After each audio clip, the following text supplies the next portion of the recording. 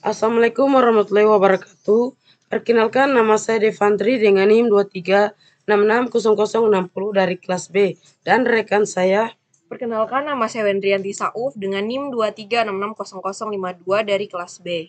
baik, di sini kami akan menjelaskan mengenai materi mata kuliah petrologi dari pertemuan ke-9 sampai dengan terakhir.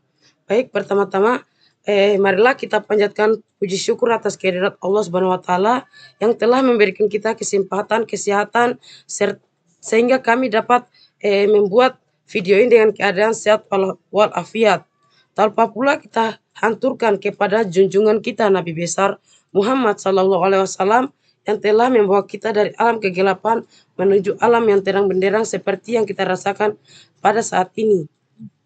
Kemudian terima kasih kepada dosen pengampu mata kuliah petrologi yaitu Ibu Ana Irada Ode Malim atas terima kasih atas tugas yang diberikan. Baik, di sini kami akan menjelaskan mengenai materinya. Dari yang pertama itu tekstur batuan sedimen, yang dimana tekstur batuan sedimen dia ini mencakup ukuran butir, distribusi, morfologi butir, fitur permukaan, porositas, dan permeabilitas. Penting untuk interpretasi lingkungan pengendapan dan karakter aliran fluida. Observasi awal dilakukan di lapangan menggunakan lensa tangan, penggaris, dan bagan pembanding ukuran butir.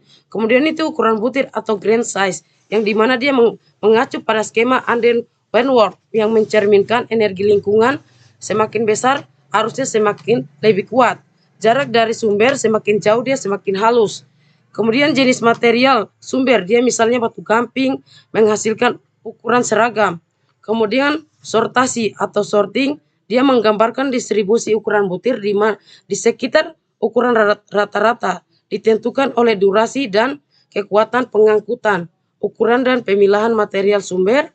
Jenis sedimen dia lumpur dan kerikil lebih sulit disortir dibandingkan pasir. Kemudian itu morfologi butir yang dimana terdiri dari shape dia rasio sumbu pendek, menengah, dan panjang. Kemudian itu roundness derajat kebundaran atau ketajaman atau kelengkungan sudut butir. Kemudian itu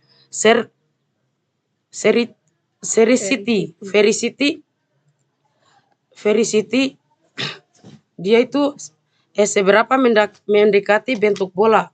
Kemudian sedimen fabrik atau kemas yang dimana dia terdiri dari orientasi dan kemasan butir, terbentuk dari proses pengendapan atau gaya tektonik yang mempengaruhi kerapatan antar butir dan kandungan matriks. Kemudian itu struktur batuan sedimen, yaitu dia kenampakan fisik, kimiawi, dan biologis yang muncul dalam antara lapisan batuan sedimen. Jenis struktur dia itu struktur erosi yang dimana dia terbentuk oleh fluida atau partikel pengikis sebelum pengendapan. Contohnya itu dia real marks, fluid gas, glacial stretch yang dimana muncul sebagai cetakan di dasar atau permukaan lapisan. Kemudian itu struktur pengendapan. Dia terjadi saat proses pengendapan, contohnya itu parallel lamination atau stratification atau variasi ukuran butir atau warna. Kemudian itu wavy lenticular flasher lamination, dia itu interlayer pasir lumpur. Cross bedding, dia itu replay marks dan sebagai berikut. Kemudian struktur pasca pengendapan yang dimana terjadi setelah sedimen mengendap, dia belum terkonsolidasi yang disebabkan deformasi lunak. Contohnya itu slump, slides, load cast, stylus, dan struktur dewatering fractures. Kemudian struktur biogenetik yang disebabkan oleh aktivitas organisme hidup. Contohnya itu bioturbasi, gangguan tak beraturan, insnofosil, jejak fosil, struktur pertumbuhan atau mistromatolith, termasuk struktur pos pengendapan juga. Komposisi batuan sedimen, komponen utama dia kerangka kasar atau partikulat besar, fragmen mineral, batuan fosil, kemudian matriks, bahan halus yang mengisi ruang antar kerangka, semen, bahan pengikat yang terbentuk selama diagenesis. Kemudian komposisi berdasarkan tabel Ia menjelaskan jenis material utama dalam batuan konglomerat, batu pasir, dan moonstone, termaksud kuarsa, feldspar, litik, mineral, tanah liat, karbonat, dan lain-lain. Definisi dan dasar klasifikasi. Batuan sedimen diklasifikasikan berdasar asal-usul pembentukan yang tercermin dalam komposisi dan proses pembentukannya. Secara umum ada 4 kelompok utama, yaitu jenis-jenis sedimen. Sedimen terrigenous, siliklastik atau klastik yang terdiri dari butiran detrital hasil pelapukan dan erosi batuan yang sudah ada sebelumnya. Contohnya batuan konglomerat, batu pasir, batu lumpur, dan beberapa paleosol. Sedimen biogenetik atau bioklastik atau organik, yang dimana dia berasal dari sisa-sisa kerangka dan bahan organik lunak organisme, bisa juga berasal dari bahan hasil biosintesis. Contohnya batuan karbonat, batu gamping, dan dolomit, beberapa jenis rinjang, sert, fosforit, batu bara. Kemudian sedimen kemogenetik, yang dimana kimia atau autigenik, terbentuk dari pengendapan langsung partikel kristal dari larutan garam pekat. Contohnya itu evaporit, batu besi, beberapa karbonat. Kemudian sedimen vulkaniklastik atau vulkanigenik atau piroklastik. Dia tersusun dari klastik hasil aktivitas vulkanik kontemporer. Contohnya itu autoklastis, piroklastis, hiroklastis, epiklastis, abu tufa, dan aglomerat. Kemudian jenis-jenis batuan yang berdasarkan contohnya. Sedimen klastik, contohnya itu konglomerat, yang dimana batuan sedimen berbutir kasar didominasi oleh klastik berukuran lebih besar dari 2 mm, dikenal juga sebagai rudit, yang mengandung lebih besar 50% klastik berdiameter lebih besar 2 mm. Jika kurang disebut pebbly sandstone atau pebbly moonstone. Breksi adalah jenis konglomerat dengan bentuk fragmen meruncing. Batu pasir atau sandstone, batuan sedimen berbutir sedang, terdiri dari lebih besar 50% butiran berukuran pasir 0,063 sampai 2, mm, dikenal sebagai arenites watchcase. Dia grey watchcase, dapat ditemukan di berbagai lingkungan pengendapan dari daratan hingga laut dalam. Batu pasir kuarsa umum dikenal di laut dangkal berenergi tinggi, gurun pasir, dan bukit pasir pantai. Kemudian itu batu lumpur atau mudrock, umumnya dia ditemukan di lingkungan berenergi rendah seperti daratan banjir, danau, laguna, muara, delta, rak luar laut, cekungan berairan dalam. Identifikasi lingkungan pengendapan memerlukan observasi struktur sedimen, fosil, dan fasies terkait. Kemudian itu sedimen non-klastik. Dia menyusun sekitar 20% dari seluruh batuan sedimen, terdiri dari lebih besar 50% mineral karbonat, kalsit, dolomit, dan aragonit. Pada sedimen modern, kalsit dan aragonit umumnya ditemukan. Kemudian itu kret, istilah umum untuk batuan sedimen silika halus, berasal dari proses biogenik, biokimia, dan kemogenik. Komposisinya didominasi silika dengan sedikit pengotor. Kemudian fosforit, dia mengandung fosfat dalam bentuk pelet, nodul, kerak, lapisan tipis yang terbentuk di daerah sel luar dan lereng atas benua dengan produktivitas organik tinggi. Umumnya terbentuk dalam kondisi oksigen rendah, bukan anoksis penuh. Kemudian itu provenance, batuan sedimen. Dia itu istilah berasal dari bahasa Prancis provenir, yang berarti berasal atau muncul. Dalam sedimentologi, provenance mencakup lokasi dan arah sumber, ukuran atau volume daerah sumber, litologi batuan sumber, kondisi tektonik, iklim, dan relief daerah sumber. Provenance batu pasir, litologi batuan sumber, fokus utama yaitu studi provenance pada batu pasir siliklastik, dia analisis kuarsa, feldspar, mika, mineral berat, dan fragmen batuan teknik lanjutan. Kemudian itu kuarsa sebagai indikator provenance. Kuarsa merupakan mineral dominan dalam batu pasir. Tanda-tanda provenance ya inklusi mineral dan cairan, kepunahan tak beraturan, polikristalin, kemudian Cl atau kadodolomin minesken atau Cl menunjukkan warna spesifik biru atau ungu, kuarsa plutonik, merah kuarsa matriks batuan vulkanik, coklat kuarsa dari batuan metamorf, hijau atau biru cepat kuarsa hidrotermal, tidak tampak kuarsa autogenik. Feldspar sebagai indikator provenance, tidak stabil seperti kuarsa, jarang terdaur ulang. Keberadaan feldspar menunjukkan asal dari batuan sumber kristalin.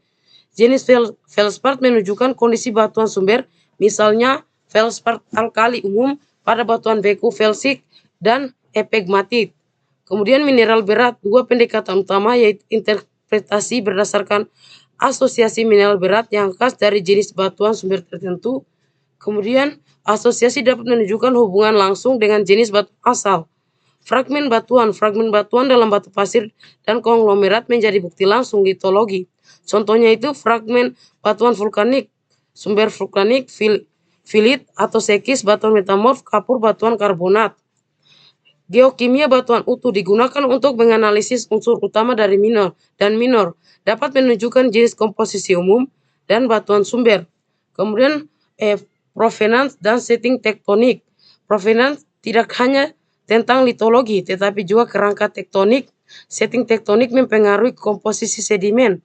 3 jenis utama provenance, dia blok kontinental, busur magmatik, dan orogen daur ulang, masing-masing terkait dengan jenis batas lempeng, pasif, aktif, dan transform.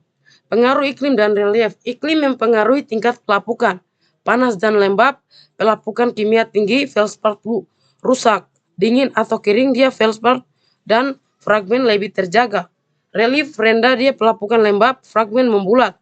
Kemudian relief tinggi, erosi cepat, mineral lebih segar. Provenance pada konglomerat. Meskipun jarang, konglomerat memberikan informasi provenance lebih jelas dibandingkan batu pasir. Fragmen kasar pada konglomerat mempertahankan tekstur dan struktur batuan asal. Kemudian jenis batuan sedimen melimpah tapi jarang dikaji karena ukuran butirnya sangat halus. 2 pendekatannya, yang pertama analisis mineral kasar seperti kuarsa dan feldspar. Ukuran pasir atau lanau. Kemudian analisis geokimia unsur tanah jarang atau Re yang tahan pelapukan dan diagenesis. Diagenesis batuan sedimen. Diagenesis adalah semua proses perubahan yang terjadi pada sedimen setelah pengendapan. Dapat terjadi sejak awal pengendapan hingga proses pengangkatan batuan. Proses utamanya itu dia kompaksi, pengeluaran air pori, penipisan lapisan, hilangnya porositas, sementasi, kuarsa karbonat, pembentukan mineral autogenik, pelarutan mineral tak stabil, kemudian lingkup tekanan dan suhu terjadi pada kedalaman permukaan hingga lebih dari 15 km. Batas suhu dan tekanan suhu kurang lebih 200 sampai dengan 250 derajat Celcius. Tekanan lebih kecil dari 5 kb. Menjembatani proses pelapukan dan metamorfisme. Tahapan diagenesis dia mengacu pada model Choquet dan Prey dan Warden and Barley. Kemudian eugenesis tahap awal, kedalaman dangkal masih di lingkungan pengendapan.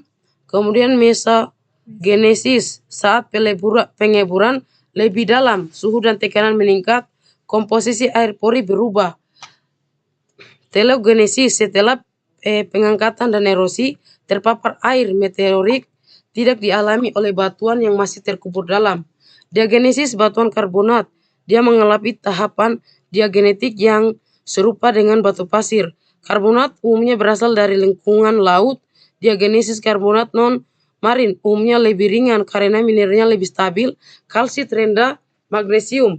Lingkungan utama diagenesis karbonat dia mencakup slow burial awal, deep burial lanjut, uplife atau unroughing atau akhir. Kemudian saat ini sedimen diendapkan dalam berbagai lingkungan sedimen di permukaan bumi. Sebagai besar fasies dari batuan sedimen purba dapat ditafsirkan sebagai hasil dari salah satu lingkungan pengendapan tersebut. Oleh karena itu, studi analogi lingkungan modern sangat penting dalam memahami dan menginterpretasi rekaman batuan sedimen purba. Namun tidak semua fasies memiliki analog modern yang lebih jelas. Contohnya itu seperti formasi besi berlapis tidak ada analog modern. Kemudian batu pasir masif, perairan dalam, belum ditemukan analog modern yang memadai. Kemudian tujuan analisis batuan sedimen. Salah satu tujuan utama analisis dan interpretasi batuan sedimen adalah menyatukan sebuah dari data observasi fasies, ciri dan model fasies, asosiasi fasies, siklus dan urutan pengendapan, pola pateral dan geometri, elemen arsitektur dan data ruang, kendali dan lanjut sedimentasi. Tujuan akhirnya adalah untuk menyimpulkan sistem pengendapan atau bagian dari lingkungan pengendapan tempat sedimentasi terjadi. Beberapa definisi pentingnya fluvial, proses dari endapan yang berhubungan dengan aliran sungai.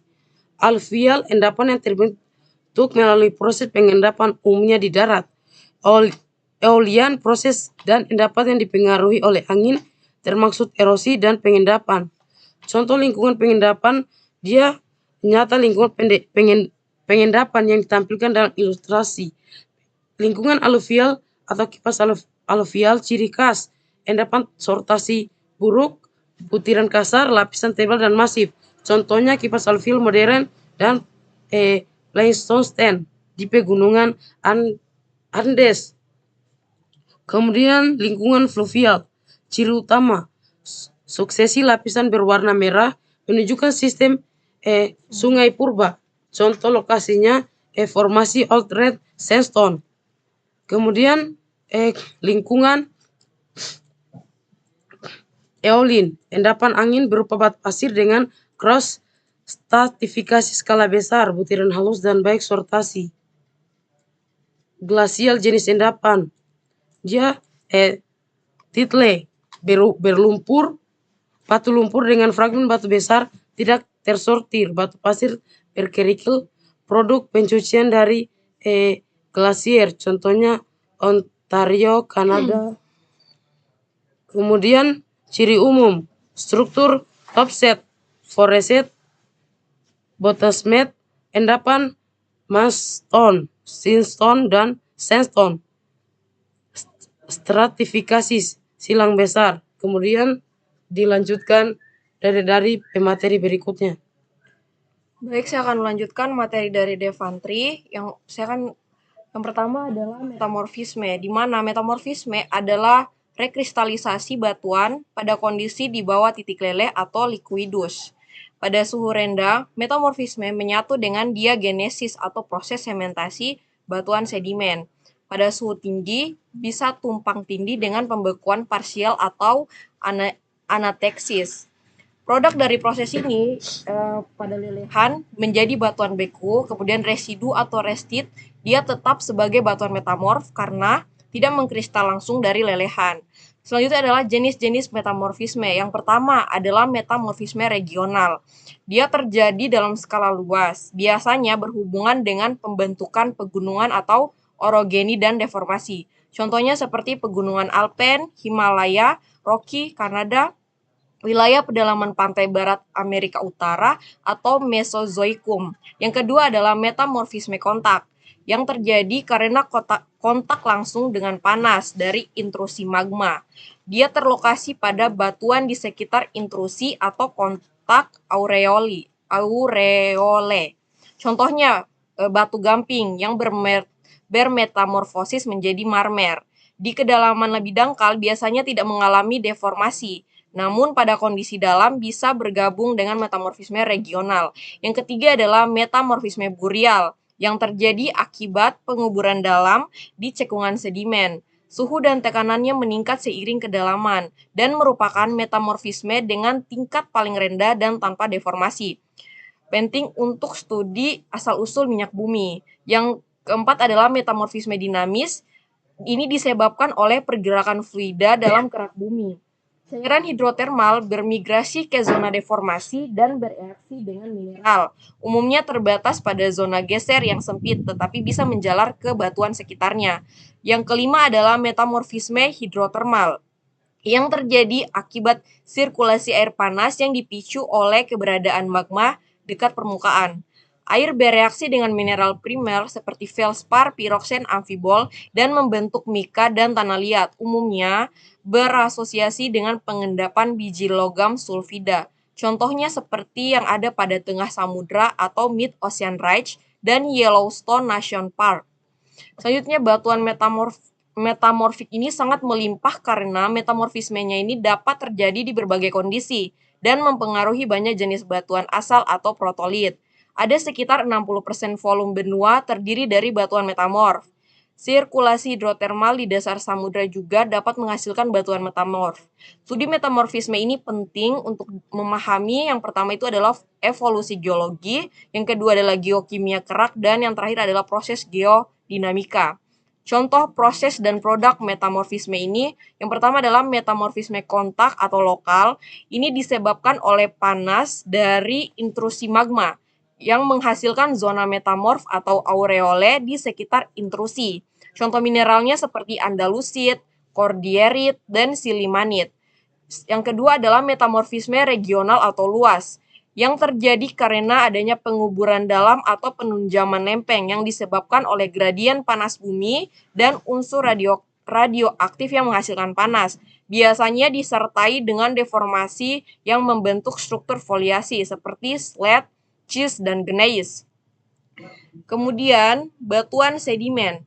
Batuan sedimen, materi selanjutnya adalah batuan sedimen, di mana batuan sedimen ini berasal dari kata Latin sedimentum, yang berarti endapan, yang terbentuk dari hasil pelapukan mekanik dan kimia batuan, yang kemudian dia terkikis dari batuan asal, kemudian diangkut oleh air, angin atau es, dan diendapkan di danau, sungai, rawa, laut, atau cekungan lain. Setelah diendapkan, material akan mengalami kompaksi, sementasi, sehingga terbentuk menjadi batuan sedimen. Walau hanya menyusun sekitar 5% volume kerak bumi, batuan sedimen menutupi 75% permukaan bumi dan menyimpan informasi geologi masa lalu. Kenapa penting batuan sedimen? Pentingnya batuan sedimen ini, dia yang pertama itu adalah menyimpan catatan sejarah bumi. Yang kedua, dia mengandung fosil. Yang ketiga, mengindikasikan lingkungan masa lalu. Dan yang terakhir adalah sumber bahan bakar dan mineral. Contohnya batu bara, minyak bumi, gas alam, biji besi, aluminium, mangan, dan lain-lain. Tipe-tipe batuan sedimen. Yang pertama adalah batuan sedimen detrital atau batuan sedimen klastik yang terbentuk dari material padat hasil pelapukan. Disebut juga batuan klastik ini karena dia tersusun dari fragmen hancuran. Mineral utamanya adalah kuarsa, mineral lempung, dan feldspar dan mika. Klasifikasi berdasarkan ukuran butirnya. Yang pertama, jika ukuran butirnya kurang dari 256 mm, berarti dia masuk ke dalam batuan konglomerat atau breksi. Yang kedua, jika ukuran butirannya 64 sampai 256 mm, berarti nama batuannya adalah konglomerat atau breksi. Selanjutnya, jika ukuran butirannya 4 sampai 64 mm, masih batuan konglomerat atau breksi. Kemudian jika ukuran batuannya 2 sampai 4 mm itu dia masih konglomerat atau breksi. Jika dia butirannya C/16 sampai dengan 2 mm, dia masuk kepada batu pasir, disebut dengan batu pasir. Kemudian jika ukuran butirannya adalah 1/256 sampai dengan 1/16 mm, berarti dia merupakan batu lanau. Dan jika dia kurang dari 1/256 mm, berarti dia adalah batu lempung. Contoh batu detrital. Selnya dia berbutir halus atau lanal, kemudian mudah pecah, dominan pada kerak bumi dia sekitar 70%. Kemudian batu pasir disusun oleh kuarsa atau feldspar. Kemudian konglomerat adalah fragmen besar membundar, kemudian breksi adalah fragmen besar menyudut. Kemudian adalah batuan sedimen kimia dan biokimia yang terbentuk dari presipitasi larutan oleh proses anorganik atau organik. Contohnya seperti batu gamping atau limestone yang tersusun dari kalsit atau CaCO3. Umumnya batuan ini terbentuk dari proses biokimia, jenisnya seperti coquina, chalk, travertin, dan batu gamping oolitik. Selanjutnya adalah batuan dolomit atau dolostone yang tersusun dari kalsium magnesium karbonat, dapat terbentuk dari substitusi magnesium dalam air laut terhadap kalsium dalam batu gamping. Yang ketiga adalah rijang atau chert, tersusun dari mikrokristalin silika atau SiO2, jenisnya seperti flint dan jasper, yang terbentuk baik secara anorganik atau biokimia. Selanjutnya adalah batu garam atau batu gipsum yang terbentuk dari evaporasi air asin. Mineralnya seperti halit dan gipsum. Yang terakhir adalah batu bara, dia merupakan tipe biokimia organik asal-usul dari tumbuhan yang terakumulasi dalam kondisi rawa anaerob. Urutan tingkatannya peat, kemudian lignit, kemudian bituminus, dan terakhir antrasit. Kemudian adalah proses litifikasi. Proses litifikasi merupakan proses perubahan sedimen menjadi batuan, dimulai dari kompaksi karena tekanan dari lapisan di atasnya, kemudian sementasi, presipitasi mineral di antara pori-pori, kemudian kadang juga dia terjadi interlocking kristal pada batuan kimia. Selanjutnya adalah klasifikasi batuan sedimen berdasarkan asal dan teksturnya. Kalau berdasarkan asal seperti detrital yang berdasarkan ukuran butir, kemudian kimia berarti berdasarkan komposisi mineral. Kalau berdasarkan tekstur seperti klastik dan non-klastik. Kalau klastik ini berarti mineralnya pecahan, kalau non-klastik mineralnya tumbuh bersama atau mirip dengan batuan beko. Selanjutnya adalah kenampakan dan ciri khusus. Yang pertama adalah perlapisan. Ini seperti catatan sejarah lingkungan masa lalu. Yang kedua adalah ripple marks, yaitu gelombang akibat arus atau angin. Yang ketiga adalah mudrak, adalah retakan akibat siklus basah kering. Dan selanjutnya adalah cross bedding atau yaitu lapisan miring khas delta sungai dan bukit pasir. Selanjutnya adalah fosil dalam batuan sedimen.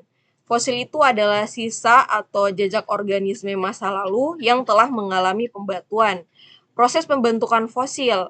Yang pertama, pengawetan atau preservasi, yaitu organisme tetap utuh tanpa banyak perubahan seperti mamut di es Siberia. Kedua adalah mineralisasi. Prosesnya bermulai dari rekristalisasi seperti aragonit ke kalsit. Kemudian adalah permineralisasi, contohnya seperti pengisian rongga oleh silika, kalsit, dan sebagainya. Yang ketiga adalah replacement, seperti penggantian mineral asli dengan yang baru. Yang ketiga adalah mold dan cast, adalah cetakan dan isi cetakan. Yang keempat adalah karbonisasi, yaitu meninggalkan jejak karbon dari bagian lunak. Yang kelima adalah fosil jejak atau trace fosil, yaitu jejak sarang, lubang, dan lain-lain. Selanjutnya adalah fungsi fosil dalam geologi. Yang pertama adalah menentukan umur relatif batuan. Yang kedua adalah korelasi batuan di tempat berbeda. Yang ketiga, menyusun skala waktu geologi. Yang keempat, menafsirkan lingkungan pengendapan. Misalnya fosil laut dangkal menunjukkan sedimen diendapkan di laut dangkal.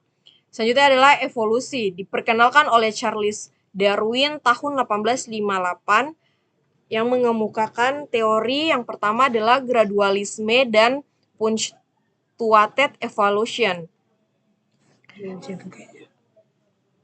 Selanjutnya adalah batuan karbonat. Batuan karbonat ini adalah semua batuan yang tersusun atas garam karbonat, terutama batu gamping dan dolomit. Keistimewaannya, dia terbentuk hanya dari larutan, bukan dari detritus daratan. Meskipun pembentukannya secara kimia, organismenya turut berperan besar. Selanjutnya adalah mekanisme pengendapan CaCO3. Yang pertama adalah kenaikan suhu dan penguapan, kemudian pergerakan air, penambahan salinitas, kemudian aktivitas organisme, perubahan tekanan.